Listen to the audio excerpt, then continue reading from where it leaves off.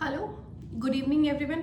कैसे हैं आप सब? आई होप आप सब अच्छे होंगे, स्वस्थ। आज मैं फिर एक वीडियो के साथ आपके साथ में हूँ और इस वीडियो का टॉपिक होगा एसएससी जूनियर ट्रांसलेशन ऑफिसर और सीनियर ट्रांसलेशन ऑफिसर की तैयारी कैसे करें, क्या इस एग्ज़ाम में आता है, क्या सब कुछ होता है। और जिन लोगों के मैथ्स अच्छी नहीं होती उन लोगों के लिए एग्ज़ाम एक हिडन जेम की तरह है।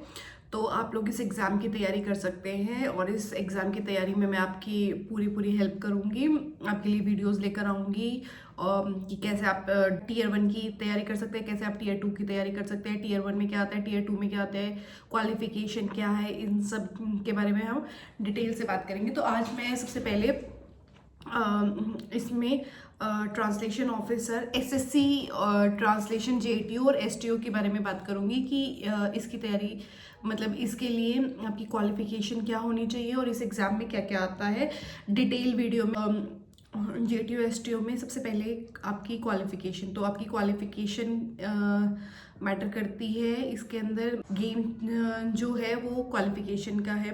तो आपके लिए अगर आप एसएससी जेटीओ और एसटीओ की तैयारी कर रही हैं तो आपका इंग्लिश और हिंदी बैचलर्स में आपने इंग्लिश और हिंदी एक सब्जेक्ट होना चाहिए आप लोगों का, मतलब आप लोगों ने पढ़ा होगा, चाहे वो कंपलसरी हो या इलेक्टिव हो। ये आप मतलब ये सब्जेक्ट आपका नेसेसरीली होना।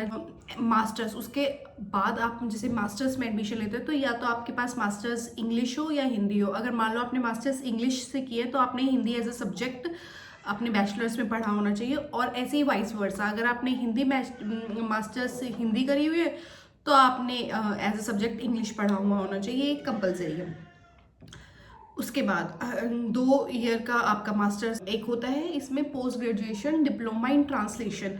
तो उसके लिए मैं आपको बता सकती हूँ, गाइडेंस दे सकती हूँ कि वो आप लोग कैसे करें, कहाँ से करें और कितने टाइम में वो होगी। तो वो डिप्लोमा कोर्स है, पोस्ट पीजीडीटी करके है और इग्नू से आप लोग कर सकते हैं। उसके बारे में हम बाद में बात करेंगे किसी नेक्स्ट वीडियो में।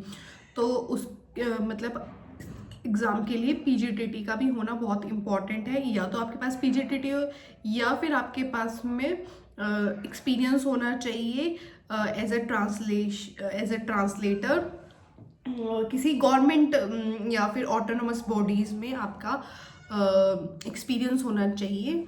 तो ये तो आपकी हो गई जो शैक्षणिक योग्यता जो इसके लिए चाहिए, एलिजिबिलिटी क्राइटेरिया जो मतलब चाहिए। उसके अलावा 2 एग्ज़ाम होते हैं, टीयर 1 का होता है, टीयर 2 का होता है। तो टीयर 1 में क्या आता है, और पहले मैं बताती हूँ पे स्केल। पे स्केल इसमें क्या होता है, ये ग्रुप बी ऑफिसर होते हैं और इसमें क्या होता है, लेवल 6 होता है जूनियर ट्रांसलेशन ऑफिसर और लेवल 7 होता है सीनियर ट्रांसलेशन ऑफिसर। और इसमें प्रमोशंस के भी बहुत अच्छे चांसेस हैं। प्रमोशन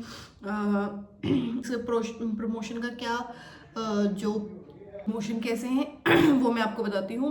सबसे पहले जूनियर ट्रांसलेशन ऑफिसर, अगर आप जूनियर ट्रांसलेशन ऑफिसर अगर भर्ती हुए हैं तो, अदरवाइज अगर सीनियर हुए हैं तो फिर सीनियर, और जैसे जूनियर फिर सीनियर ट्रांसलेशन ऑफिसर, फिर असिस्टेंट डायरेक्टर होते हैं हमारे यहाँ पे, फिर डिप्टी डायरेक्टर होते हैं, फिर जॉइंट डायरेक्टर होते हैं और फिर डायरेक्टर होते हैं। बहुत अच्छी जॉब है और बहुत रेप्यूटेड जॉब है।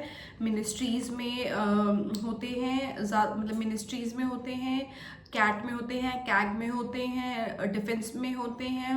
और मतलब यहाँ पे जो एसएससी के थ्रू जो मतलब पोस्टिंग मतलब होती है बाद में, वो यहाँ इंडियन डिपार्टमेंट्स होते हैं। उसके अलावा जैसे इसरो वगैरह में भी होते हैं। मैंने भी जैसे इसरो में एग्ज़ाम दिया था, बट मेरा मेंस में मतलब 30 बच्चों का सिलेक्शन हुआ था, उसमें से मेरा, बहरहाल उस बारे में हम बात नहीं करते, आगे हम लोग बात करते हैं।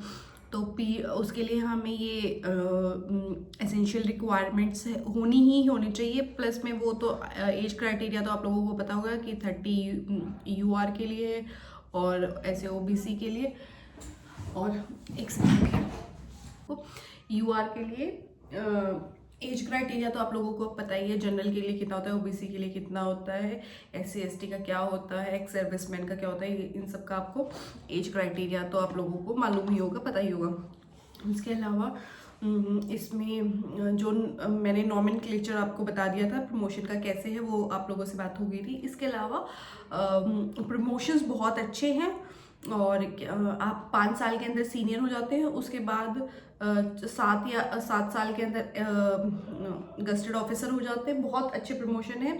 उसके बाद 3 या 4 साल के आप डिप्टी डायरेक्टर, ऐसे ही फिर आगे 3-4-5 साल में जॉइंट डायरेक्टर, और फिर ऐसे ही 5 साल के अंदर, मतलब अगर आप जूनियर लगते हो तो आप मतलब रिटायर होंगे तब तक आप डायरेक्टर की पोस्ट पर। उसके अलावा मैं आपको ये भी बताऊंगी कि कौन कौन से डिपार्टमेंट्स में, मतलब अगर आप पोस्टेड हैं तो वहाँ पे वर्क कल्चर कैसा है, प्लस में प्रमोशन कहाँ पे, कौन से डिपार्टमेंट्स में फास्ट है, कौन सी मिनिस्ट्रीज में, मतलब अगर आपका सिलेक्शन हो तो फास्ट सिलेक्शन है, वो मैं आपको बताऊंगी नेक्स्ट वीडियो में।